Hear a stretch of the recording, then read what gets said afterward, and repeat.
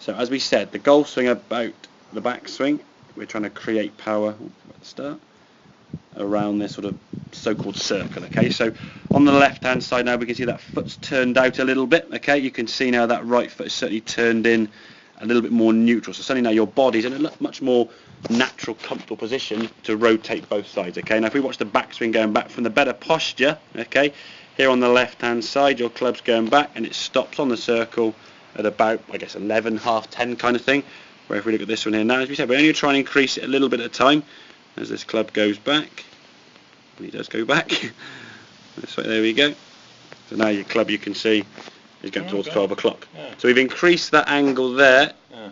Okay, so that is pretty much vertical, and that's obviously on an angle off the side, and that's in 2 or 3 minutes. So I would say with a bit of confidence, ideally what we'd look to try and see is get the golf club going probably somewhere so it's above your head. That would kind of be for you your comfort zone where you could swing to and still feel you've got control of the golf club. Okay, so just on those 2 swings there, this one on the right hand side, you've created more power. Okay, as you then swing through, what we're going to try and do now is release all that power to the golf ball. If you look at this one, you see your arms just pulling through a little bit, and we'll talk in a second how we can adjust that. And as you twist through now, body rotates fully. It doesn't look like a very natural swing. Part of the reasons why is because previously your body was in a position where it couldn't really rotate. So therefore, if something can't rotate, basically your golf swing is split between top and bottom half. Okay, yeah. If everything below the green line is a bit static because it can't move, feet are opened out, or whatever, the top half does all the work, and the lower half can't. So it feels very disjointed. It looks a bit out of control. Yeah. And then people say, "Oh, you swung too fast. Slow it down," because the swing looks out of balance and so on. Okay.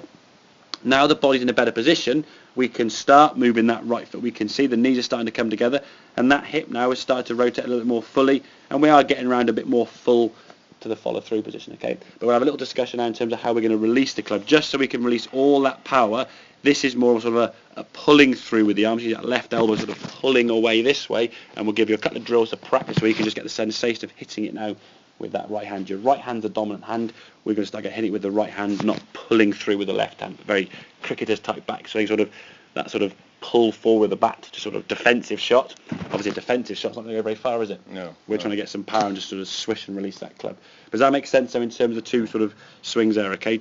Create a fuller backswing to create more power, and that's going to give us the potential to get more distance, okay? Obviously have to have our feet, as we said, in a better position, and our spine angle more tilted over.